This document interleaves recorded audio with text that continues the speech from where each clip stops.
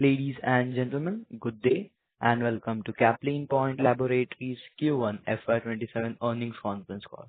As a reminder, all participant lines will be in listen-only mode, and there will be an opportunity for you to ask questions after the presentation concludes.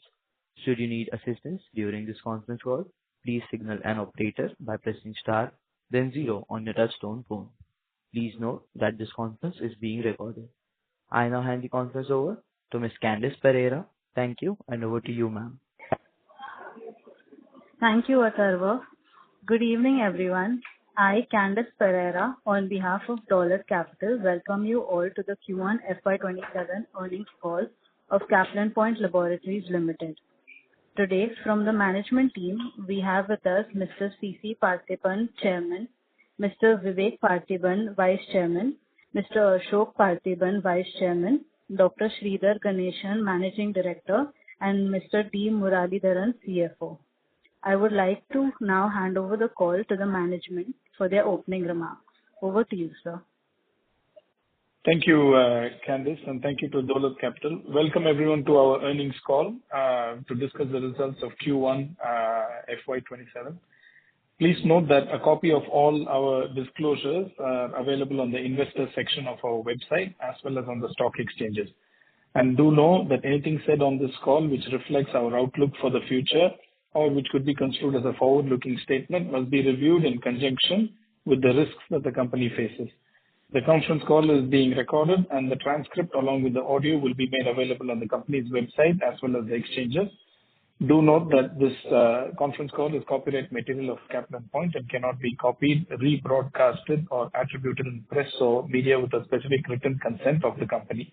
With that, I would like to hand over the floor to our chairman for his opening remarks. Thank you. Good evening, all. Welcome to our investors' call for the quarter ended June 2026. When everyone said Capline was no more, we proved that we are now here. Ours is a turnaround story. Today, we are neither a parrot that talks too much but can't fly, nor an eagle which has the power to touch the sky. However, Capline is a Jonathan Seagull's which aims to fly like an eagle, and eventually it makes it also. Now let me present you the operating architecture of our manufacturing and marketing. And my colleagues will present you about the various factories that are being built and built for the regulated markets. Further, our registration in smaller and larger geographies created the compounding effect to our company. The proof of the competitive moat is the free cash reserves stands at 1,500 crore and the total liquid asset is in the region of 2,875 crore. Our assets in the form of actually factories and others will become the engine of growth in the years to come. And now we encourage actually women empowerment in our shop floors. They are more obedient and disciplined. That has really brought actually productivity also in the shop floors compared to actually the earlier days.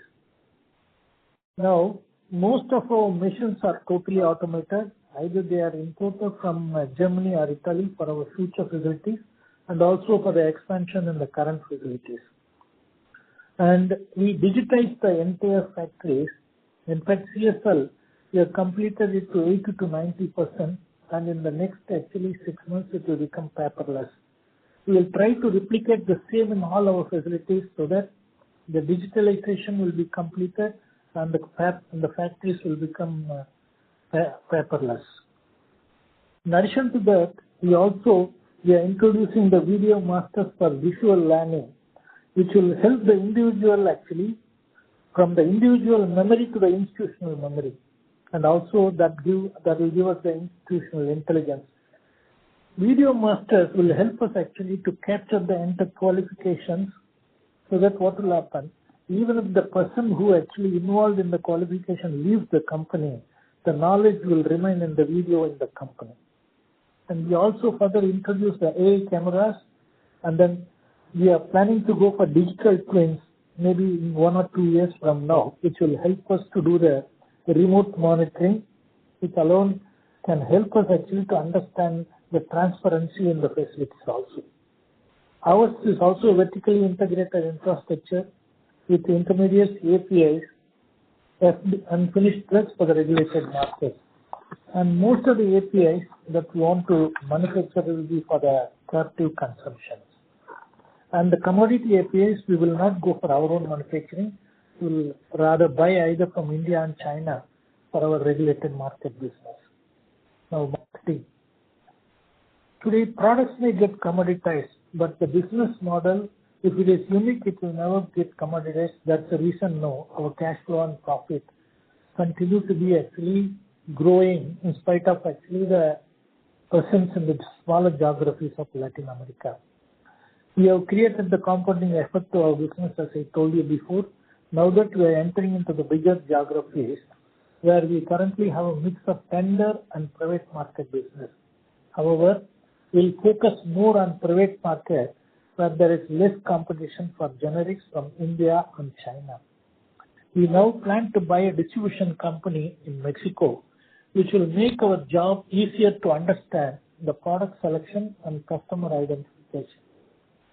Our current challenge is not in the form of depth of orders, but lack of capacities in our two major factories, which is CP1 in Pondicherry and the CSL in Gumadipundi. Hence, we are expanding to new factories. It's a question of time before we complete these factories. Once we complete these factories, although it may take 1-2 years or 2.5 years, we are sure of increasing our business many-fold. Our profits and cash flow will continue to be there because of our business model, and most of the time our business, as I told you, continue to be flourishing because 20% of our products, the fast-moving products, always stay in the warehouses which is next to the customer. And the goods, 20% which I say, is always for 6 months of goods in the warehouses. It helps the customer, and it has created actually a fan club for Kaplan products.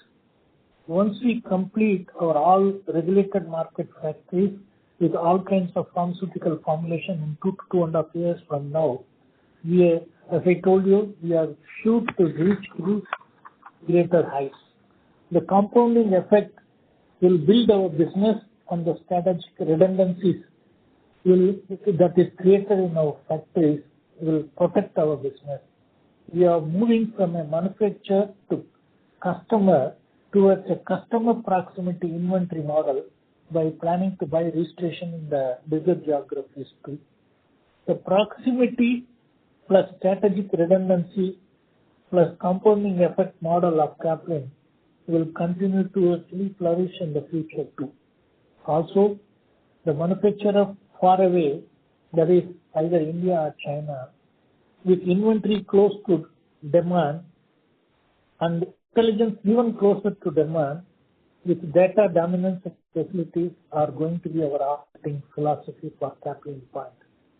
We define our business. Our business is not defined by others.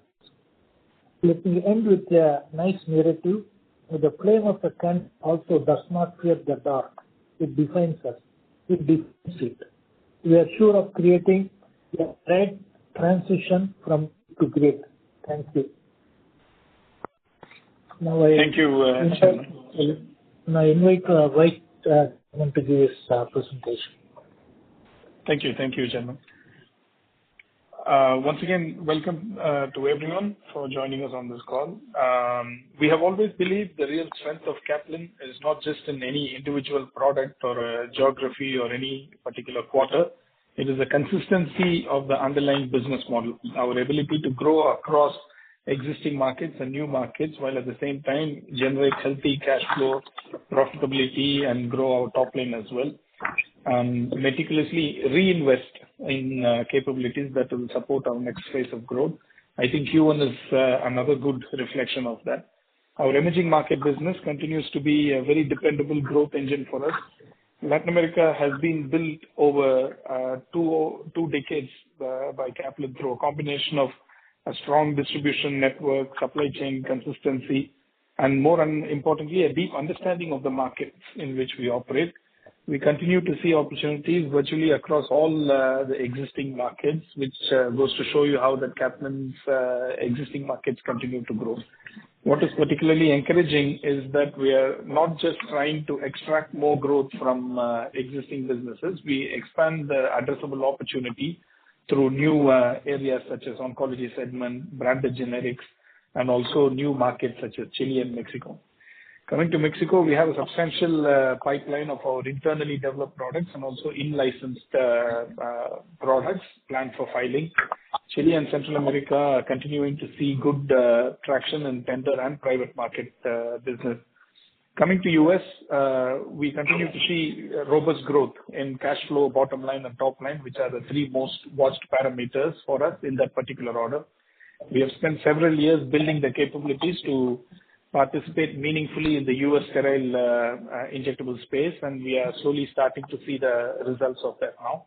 We have a very good blend of critical care injectable products that are used in every health system in the U.S. and other markets, also supplemented by a growing ophthalmic products portfolio. Going forward, we will also see products with a lot more complexity coming out of CSL, which should add to our bottom line. The important point for us is that this is no longer about only supplying products into the U.S. We are gradually building a much more integrated platform from R&D and manufacturing to regulatory capabilities, and also having our own label for commercial operations and direct relationships with customers. This will shortly be augmented by our own API, which will also give us very good control on our supply chain, which is a critical area in this space. Kaplan Steriles US is an important part of our evolution. We have already launched a meaningful number of products under our own label, and we are increasingly developing direct relationships with the large and small IDNs, in addition to the big wholesalers in the US. We believe this gives us greater control over the commercial side of the business, longevity on products, and over time, it should allow us to capture more of the value we are creating.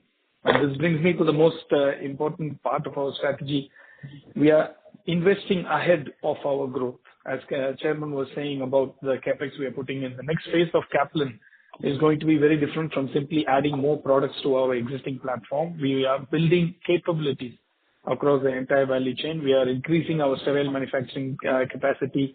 We have already expanded into oncology. We are developing API capabilities to increase backward integration, and we are expanding our oral solids and dermatology capabilities also. Soon enough, we are also planning to build manufacturing capabilities closer to the market in Mexico. We are investing also into expansion in our Amaris Clinical for larger number of BE studies for our growing portfolio of products. And importantly, we are doing this from a position of financial strength. We have not taken a single dollar from outside in the form of a bank loan. Our CFO will throw more light on our balance sheet strength. So when we talk about being future ready, this is what we mean. And as we look ahead, our ambition is not just to become a larger pharmaceutical company. We want to build more into a platform with a strong presence across geographies, a broader portfolio, and greater vertical integration and strength across manufacturing and R&D capabilities. And the first phase of Kaplan was about building a successful business model. The next phase is about scaling that model and building capabilities around it. So we try and identify what patterns have worked for us in the past and try to repeat those patterns for our growth in future as well. With that, I hand it over to our CFO to take us through the financial performance for this quarter, and we'll be opening up the floor for questions after that. Thank you. Thank you, Mr. Vivek. Good afternoon, ladies and gentlemen. I'd like to take this opportunity to thank everyone for taking time off to be participating in this call. I am pleased to reiterate what I said during our Q1 investors call for FY26. What is well begun is half done. So we have well begun this quarter with few of the highlights which I would like to throw. Overall revenue grew by 20%, supported by 18% growth in our conventional market, and more importantly, 26% growth in the US market. The LATAM business recorded strong growth, supported by a major tender, one in El Salvador and supplied mostly the last quarter. US revenue growth predominantly driven by the US subsidiary which Mr. Vivek mentioned, where revenue increased from 14.4 crores in the previous year to 43.1 crores, which is about threefold increase. The absolute growth of approximately 30 crores over a base of 14.4 crores. The business is well positioned to make a significant contribution to CSL and the group's overall growth going forward.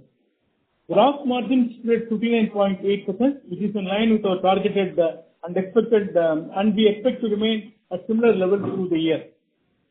US contributed approximately 25 crores of the total 50 crores increase in the gross profit. This shows how CSL is coming into party, and then they will be a more significant player in the future growth of the company. Operating expenses increased in absolute terms from 137 crores to 151 crores. However, as a percentage of revenue, they declined from 25.7 to 23.6%. This improvement in operating efficiency more than offset the movement in gross margin, resulting in an increase in EBITDA margin from 37.1% to 38.4%. The depreciation increased by 5.3 crores, primarily due to the capitalization of line 6 in CSL and the oncology project, injectable project in Kakalur and Vizag API plant from addition 4 and above what we initially purchased. PBT grew by 22.1%, increasing from 184.5 to 225.2 crores. The effective tax rate stood at 20.5%, in line with target of 20%. So PAT stood at 179 crores, representing a 19% increase over the previous year. Cash flow from operations is expected to improve from the current 95 crores reported for the quarter. This is primarily due to conscious decision to increase warehouse stock from 429 crores in March to 505 crores, an increase of about 76 crores, which in terms of sales will be at least 2.5x. To shield against potential supply disruptions and ensure supply chain continuity amid the ongoing geopolitical situation. Additionally, to shield against potential increases in raw material prices arising from escalation in oil fluctuation, we have increased our RMPM inventory by 15 crores. Right? So these are the two factors. And apart from that, the receivables also have gone up by about 46 crores as compared to March, primarily due to supplies to government in the quarter, and then these are all expected to be received by Q3 of FY27. So these are the primary reasons why you would see a separate moderation in the CFO as compared to our conventional increase. So these increases are not likely to repeat the same quantum going forward in the Q2 onwards. So the entire profit will flow into the CFO. Right? Cash and cash equivalents, as the chairman put it, increased by 266 crores. We were at 1,307 crores, 1,237 crores as of last June, and we are at 1,500 crores as of June 26. Liquid assets increased by 30%. That is 668 crores. From 2,207 crores to 2,875 crores, primarily consists of cash, receivables, and inventory. Shareholders' funds or net worth increased by 25% in the last 1 year, or 762 crores.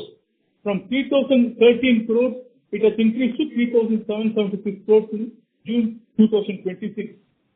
So we will have to be modest in saying that when we compare our peers in terms of ratio, like EBITDA, PBT, and PAT, we are way ahead of our comparable peers in the market. With this opening remarks, I would like to conclude, and we'll be able to answer any questions from the participants. Over to you, Mr. Vivek. Thank you, Mr. Murali. We can open up the floor for questions now, please.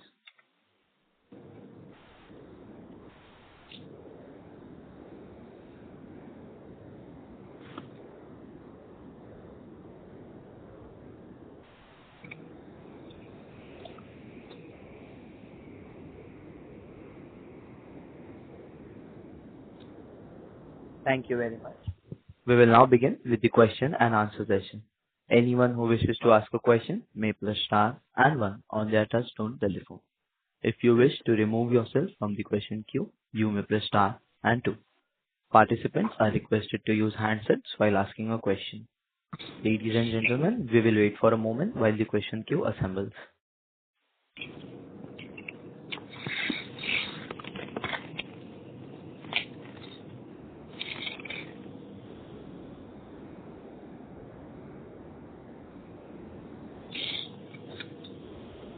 The first question comes from the line of Abhi Jain from AJ Capital. Please go ahead. Hi, good afternoon. Hope I'm audible. Yes. First of all, sir, congratulations on a steady set of numbers. Good to see that the growth rate is maintained and you're on track to achieving your long-term goals. So congratulations on that. I had two questions. First, I wanted to discuss the rest of the world profitability on the PBT level. If I look at the numbers year on year, in Q1 of FY26, that was at 37.5%, the PBT profitability for the rest of the world. That came down to 34.6%, 7% in Q4 or FY26. This quarter it is down again to about 33 odd percent. So I just want to understand that what do you see this holding up to? Can you guide us in terms of what this level would be for FY27 and future purposes? Because we have seen that quarter on quarter, it is inching down by 1 to 2 percentage points in the last 12 months. So can you guide us on that? Yes. Okay. You have one more question to complete, or is it okay to answer? The second question is on capital allocation. So I can ask, once you have answered this, we can get on to that. Okay. See, that 1.5% which you are talking, is actually true. But again, I would request you to look at actually the free cash reserves and the total liquid assets. See, it's quite normal actually for any company. There is a possibility of 1 or 1.5% decrease, because when the business actually, especially the generic business, is in a position to actually generate cash and generate profitability, which is substantial compared to our peers, I think it's fairly okay. But now our focus also, in addition to these markets, we are moving to the other markets also. And then the second most important thing is our expenses are also slightly increasing in these places, because the products that we have been marketing, is more of generic. And the second level of marketing, it takes that, of course, increase the expenses also. So that 1% or 0.5% is not going to be like, getting reduced every year-on-year basis or every quarter-on-quarter basis. It might even improve. I'm sure it will improve actually after a point of time, when we are planning to go for actually more and more of products which will actually create value to our generic business also. The reason being, this is not a commodity kind of a business where no generics gives you this kind of a properties, because of the business model differentiation. Yes, please go ahead. Can I, with the permission of Director of Finance also to give you some. I have one more point for the information. Actually, if you recollect what we have set as a target or committed is about 50% of the contribution margin. Okay, we are way ahead. We have performed better. And then if you compare with the 55% what we have committed and 59.8%, there is nothing to worry about. And this is, as Chairman rightly put it, it's a quarter on quarter we can't say. Because we have to see as a year as a whole. Depends on what product we sell, which market we sell in particular quarter, and what contributions they yield. So please rest assured, we have said that in my remarks also, I said 59.8% is what we achieved. We stay put around that, about 60% is what. So those 55% and 25% is the fact we committed. Way ahead in both the parameters. No, I understand that, sir. You are obviously maintaining and achieving your overall numbers. Just wanted to get into details of it. Wanted to understand the business a bit better. So just wanted to understand what is a steady state level of profitability in the rest of the world that we can expect. That was my question. So just coming on the second part of the question, actually you answered that the cash can result in a bit of a drag. I wanted to understand your capital allocation. Now I see that you have this 1,000 odd crores of cash in hand, and most of them is invested in debentures and bonds, etc. Any thoughts around improving the yield by investing in index funds? I mean, if you look at Nifty 50, Nifty 500, right, these have a steady compounding of 9 to 10%, give and take any 4-year, 5-year horizon you see. So any plans to invest part of it in index funds? These are relatively safe. They provide a yield of 100 to 200 bits higher than the corporate bonds. So just wanted to, keep it on the table. If you could put it into consideration, it will help improve the profitability also, annual profitability by 100 to 200 bits, looking at the 1,000 crores of cash reserves that you have. So just wanted your thoughts on that. No, thank you, and valid suggestion. In fact, this was discussed during our recent board meeting also.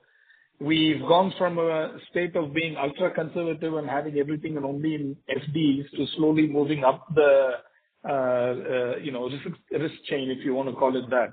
But your points are well taken. In fact, one of our directors also suggested that we can be slightly, I wouldn't call it adventurous, but we don't have to be right at the bottom in terms of the risk appetite when it comes to investing our reserves. I think slowly we'll be moving up. Already, I think we are into credit funds and debt funds and things like that. I think index funds could be the next in line for us to evaluate. Maybe what we can do is, over a period of time, work on having an investment policy per se, for excess funds. But again, we always want to make sure that capital protection is more important than the returns.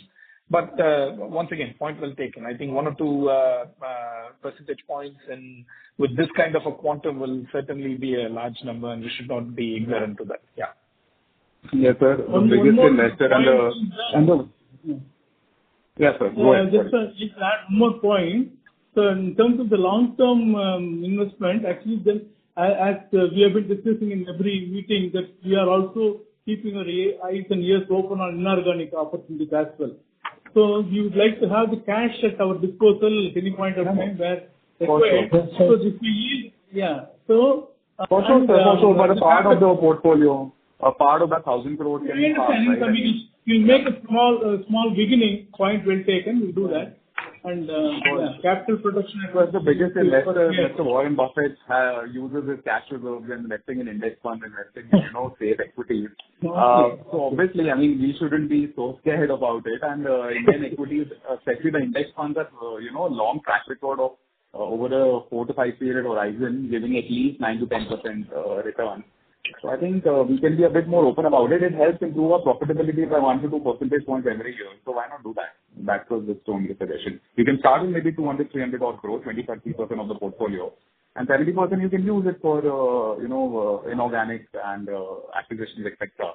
But I was just thinking that if Mr. Warren Buffett can do it, certainly we can do it at our scale. So that's it.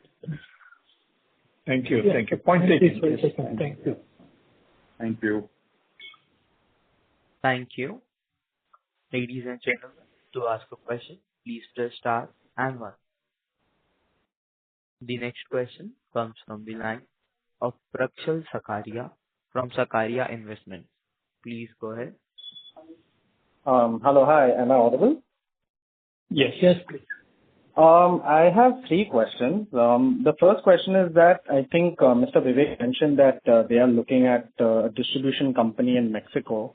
So have we narrowed down to any right now? Yes, I am the one who told that one. Sorry. There are opportunities, 3 to 4 companies. The Whitechap, another company, Ashok Parthipan, has looked at it and of course is going to collect the details and send it to us. After that, we'll have to do the due diligence and take a call. Okay, so we can expect an acquisition soon, maybe if it does depend. It is a meaningful acquisition. As I told you, the idea of going for a distribution company is to understand actually the products, mainly for selection of products and selection of customers. And this will also give you an opportunity about the entire reach of the distributor. If distributor covers the entire country, that's a major opportunity. So that you will understand which are the pharmacies, which are the small chains, which are the smaller hospitals, which are the private hospitals the distributor is covering. Then accordingly, we'll have to take a call. We'll have to take a decision. Okay. Those details are very crucial. If he is actually selling only multinational products, it doesn't make a difference to us. If he is selling the local company products, we'll be very keen. We would like to actually buy even at a little higher cost. But if it's only selling multinational products, you know very well multinational products have been sold in this kind of any market for that matter, say 100 years or 60, 70 years and above. Local companies means it will not be more than actually 20, 30, 35 years. So that also makes a lot of difference. Multinational products, most of them are actually, patents and they get expired and that became actually a generics. Local companies, they only, manufacture the patent expired products. So something similar to our model, generic business. Okay, Yes. understood. Yeah. And Yes. my second question is to Mr. Vivek. I think we are right now running 5 sterile lines and moving towards 17 sterile lines, which will be one of the biggest in the country. So, I mean, what gives us the confidence about the healthy utilization of those 17 lines? Because 17 lines is like huge. So, are we expecting that much demand from us? Are we Yes. getting a lot of queries right now? Yeah, can I get into it first and then Yes. I will actually ask Yes. Yeah, anyone can answer. I want the answer. Currently, last 4 years I've been sitting in the factory, so I'd like to actually give a bit of the right version to you also. Mm-hmm. See, now out of 7 lines that we have here today, we find it very difficult to handle actually the orders that are coming to us. One main reason is when we were smaller, when we didn't know much of actually the technology, we didn't balance it properly. Most of our, 3 of our lines is a mix of TS and aseptic. And then whenever we expanded in such a way that, it was not very actually correct also. So it leads to a lot of actually complications in the sense, it is not a major issue in the form of quality issues or integrity issue or a safety issue, but it leads to breakdowns. The first phase of our actually injectables, it took 10, 12 years already. We got our first USFDA inspection in 2016. Then the second phase, were all new lines actually, like line 4, 5, 6.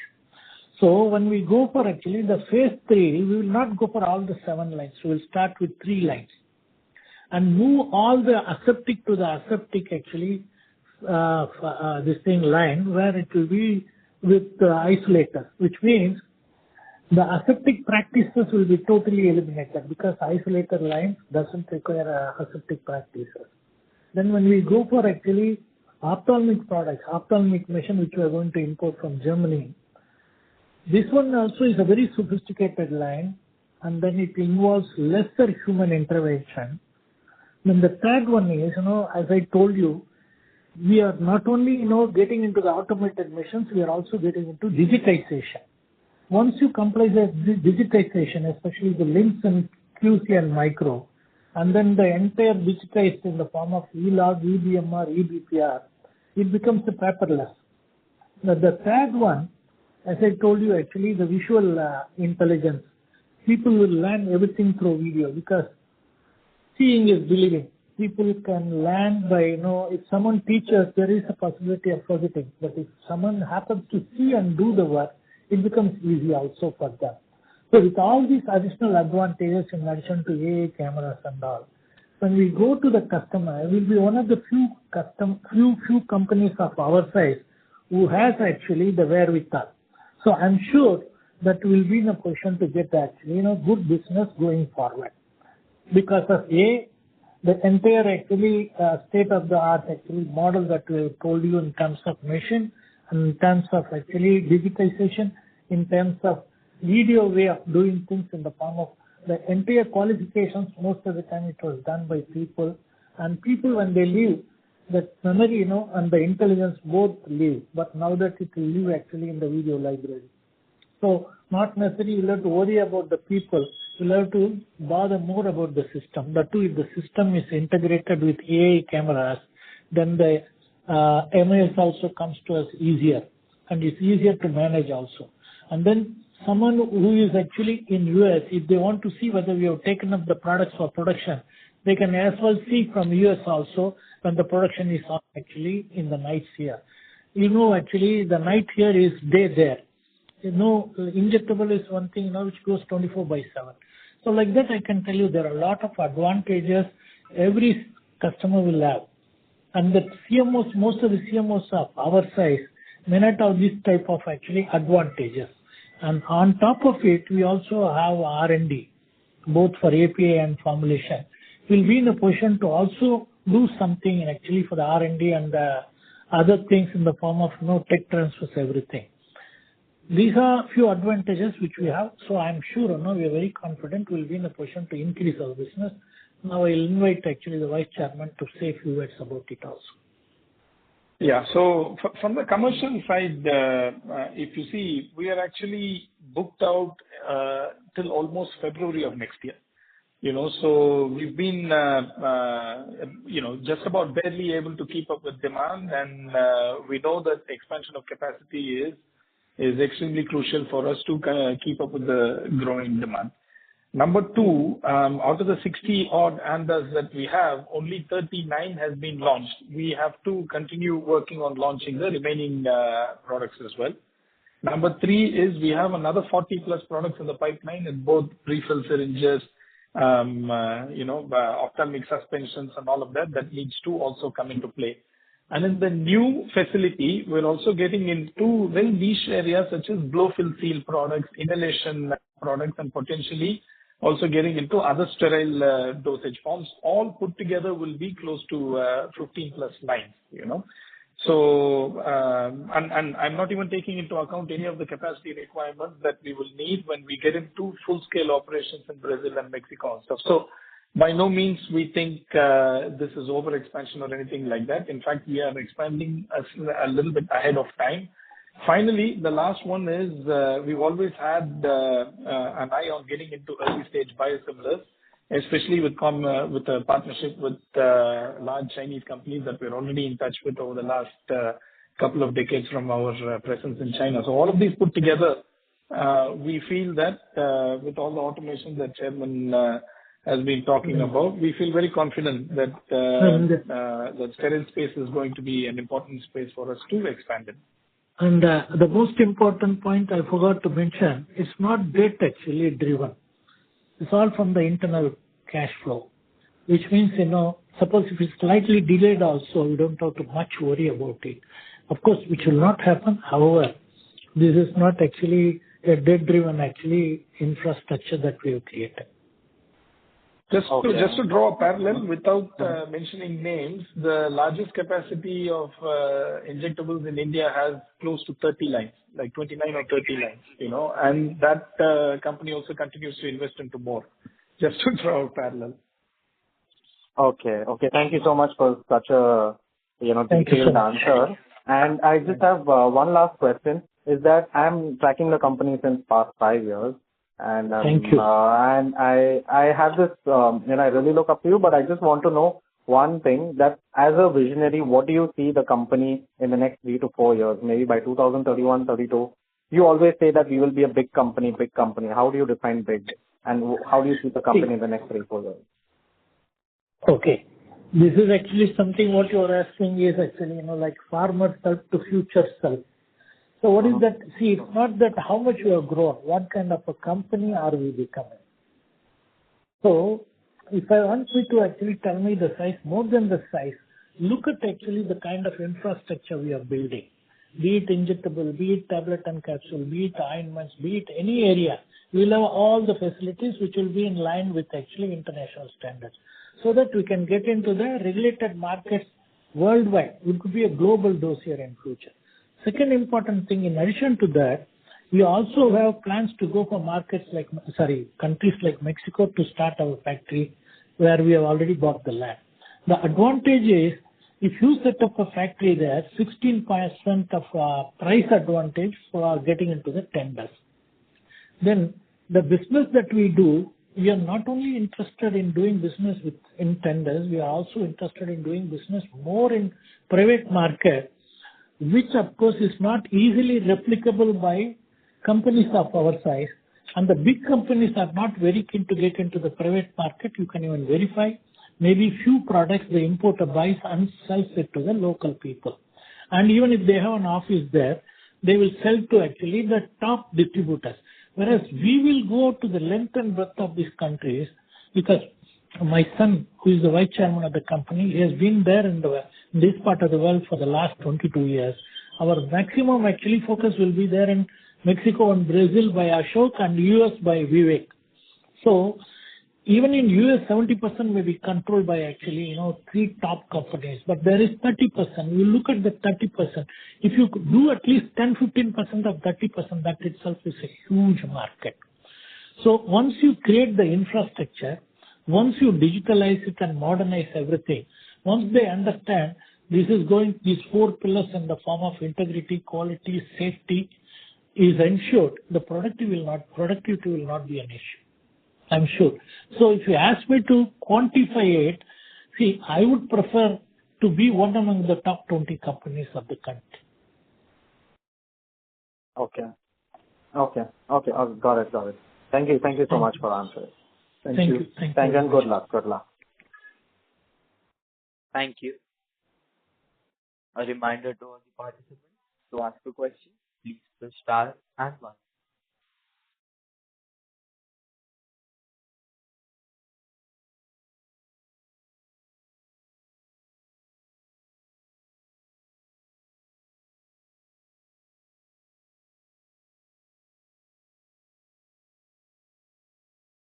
Ladies and gentlemen, to ask a question, please press star and 1. The next question comes from the line of Abhi Jain from AJ Capital. Please go ahead. Yeah. So just one follow-up question on capital allocation. Do you foresee an increase in dividend payout going ahead, or do you think that, you can deploy the capital better in acquisitions and investment by yourself? With some clarity around that?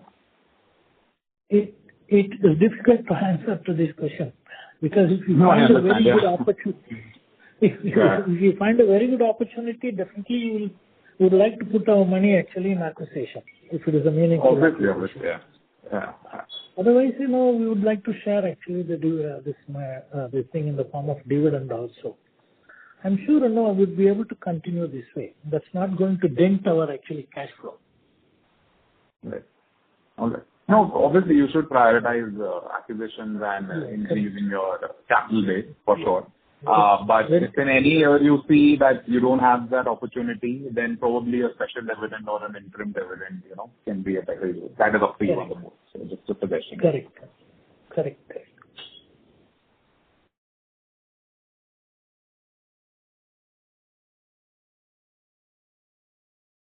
Hello? Thank you. The next question comes from the line of Prakshal Sakaria from Sakaria Investment. Please go ahead. Hi, just a follow-up question. When are we expecting all the 17 lines to be running, completely? And when can we start expecting numbers from those 17 lines? Yeah, it will start from 1.5 years to 3 years. Like, in another 6 to 7 months, we will start our line 7. And then, in 1.5 years, actually, we will start. See, at the end of the day, when we say we start, the commercials will start. But again, the registration of the products, even if you have extra actually A&Ds, it has to be transferred to the other facility, which is totally a different company. It's not actually a part of CSL. It's a subsidiary of Caplin Point, but it's not part of CSL. So that registration and the change in dossier, how to change the dossier, all these things, of course, Vivek will be in a position to tell you. Please go ahead, Vivek, and tell you. Yeah. So right now we have 6 lines in the facility and the 7th one is coming up. And then if you look at our oncology facility, we have a line over there as well. So at this point, we are talking about 8 lines already. In the next year, this time next year, we should have 5 more lines in the new facility. That is what we call as phase 3. And then finally, we have provision for 3-4 more lines, which we will activate potentially by 29 and beyond only. So I would say we have complete visibility on when 13 lines are going to be around, including the oncology side. But the provision for the last 3-4 lines will be the provision for the last 3-4 lines. I think we will have to take a call closer to commercializing of the existing one. Revenue-wise, see, when you're talking about moving a product from a current line to a new line, especially in the U.S. market, you're looking at least around 9 to 10 months for that to start, because there is something called a post-approval supplement where you need to run batches, put them in stability for 3 months, and then file it. That takes 6 months to get approved and all of that. So any product that gets converted from current facility to a new one will take about 9 to 10 months for it to start getting commercially operational from there. Okay. Got it. Thank you. Thanks. Thanks. Thank you. The next question comes from the line of Ajay, an individual investor. Please go ahead. Hello. Hello, am I audible? Yes. Yeah. So I had a couple of questions. The first one, I think last quarter you mentioned that we had a chunky tender in, I think it was in the Ecuadorian market. So I just wanted to know what would the spillover from that tender be in this quarter, and what can we expect next quarter onward? Like, is that tender completely done? Yeah, I think this is El Salvador, not Ecuador. And our CFO can throw some light on. It might not be completely accurate, please, because these are, you continue to have, get replenishment tenders and all of that. So we can give you a basic picture. Go ahead, Mr. Murali. Yeah. Thank you, sir. So the original tender has been all completely supplied. And then there are supplementary tenders which we have been getting in, though not in the original volume, say 10 to 15% of the original volume. We expect that repeat. So we have participated, and then we are expecting that to be decided in a couple of months. Hopefully we should get it also, but we are not committing anything as of now. But supplementary tenders will keep coming. Whatever product we supplied, additional quantities keep coming quarter on quarter. Okay, understood. And secondly, if you could throw some light on Amaris Clinical and its contribution to our company right now, as well as how do you see it contributing, 2-3 years down the line? Yeah, so Amaris will be, by and large, a backward integration for us. We used to have some commercial operations out there with third-party companies, but right now, with the existing 70 beds and our increase up to 120 beds in the near future, will be largely to cater to our internal biostudies.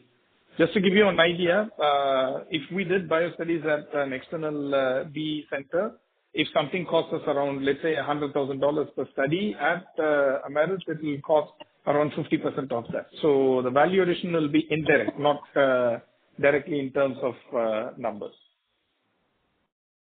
And in the future, do you expect it to be internal, or would we be willing to offer services? In future as well, at least, next couple of years, we expect this to be, because we have a significant number of products that we are doing from our oncology side, from our softgel side, and also in future, if we get into the inhalation space, this is something that we envision doing internally as well, the biostudies of it. So we expect next couple of years for it to be catering only to Kaplan's requirements. Thank you, and congratulations on another good. Thank you. Thank you. The next question comes from the line of Ashish Srivastav, an individual investor. Please go ahead. Hi, is my line audible? Yeah. First of all, congratulations on great set of numbers. You have been very consistent on every quarter-on-quarter great set of numbers. So my question is around in the last Q4 result, we mentioned about GLP-1 products approval for Central American region we were pursuing. I did not saw any update for the same in this current quarter presentation. Yeah, so it's a work in progress. The GLP-1 products. The question was GLP-1 products. They are under registration. We don't have any commercial business out of that products yet. As and when we have some updates on that, we will let you know. They continue to be under registration at the moment. Okay. Thank you, sir. That was my question. Yeah. Thank you very much. Thank you. The next question comes from the line of Ketan Chheda, an individual investor. Please go ahead. Yeah, hi. Thanks for the opportunity. I really don't have any questions. I just want to convey my compliments for the wonderful performance. You keep delivering quarter on quarter. So, wish you Godspeed. Thank you so much. Thank you. Thank you so much. Thank you so much. Thank you. The next question comes from the line of Ajay, individual investor. Please go ahead. Yeah. So, hello. Yeah. Can you speak a little louder, please? We are not fully audible. What about now? Hello. Yes. Much better. So, I just had a follow-up on like our organic growth strategy. Are we also looking at some opportunities in the Indian market in distribution or otherwise like normal generics? No, we are not looking for any distribution company in India. But if there is an opportunity for us to go for a meaningful acquisition in the Indian market, we will also look at it. But not a distribution company, because generics in India, you don't make money in generics. Only in brand marketing, which of course you are also aware. And we always prefer to go for actually a distributor in Latin America mainly, or maybe in US. That of course, Vivek will be in a position to decide. He has been taking care of that area. And coming to Latin America, we know that will add value to our entire business and the business that we are doing currently. That will add some value to it. That can help us to increase our base from one level to the next level, because the countries currently we are into in the form of Mexico, Chile, and later actually in Colombia and Brazil and all. These are all huge countries. And once you get this distribution company, you will be in a position to understand the entire clientele list. That's why we are interested in a distribution in Latin America. So, should I take it as it's not in our main plans to enter the Indian market, but if there is an opportunity, then we might. To Indian market, to be very honest, we don't have that kind of expertise actually to take care of brand marketing in India. And moreover, you also will agree with us, it's better to focus on our core competence. We have been doing well in Latin America. The pattern, of course, which you have seen also, we continue to grow well. So we'll focus more on that one actually. That's what we are planning to do. And we will do more actually in US too. So it will be more of North and South America, which will be our focus in future. Okay, and just a last question on the new tariffs that have been announced on pharma companies by the Trump administration 2 years down the line. How do we look at it, and are we No, I could not hear it properly, please. Please tell. So recently, American administration announced a wave of tariffs on generic, right, which will come in 2 years later. So I know it's 2 years down the line.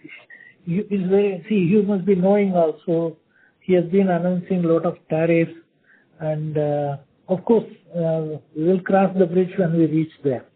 And every country, of course, every country will go for they have to protect their own industries. That's how they are different, because it's a deglobalized world.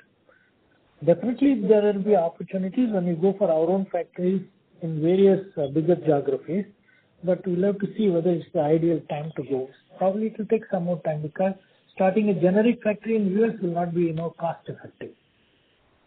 And maybe when the machine learning in the form of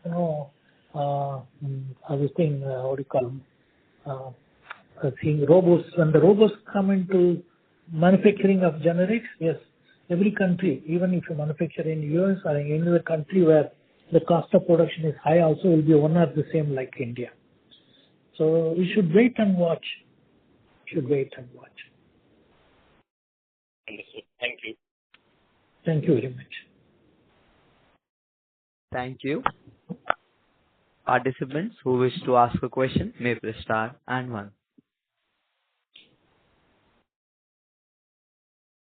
I repeat, participants who wish to ask a question may press star and one.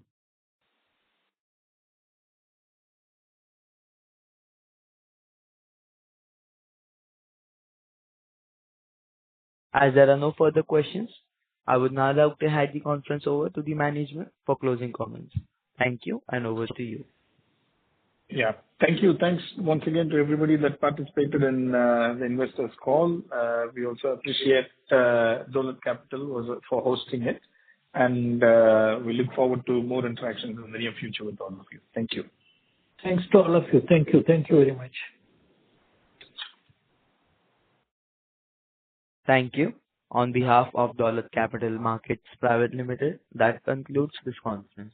Thank you for joining us, and you may now disconnect your lines.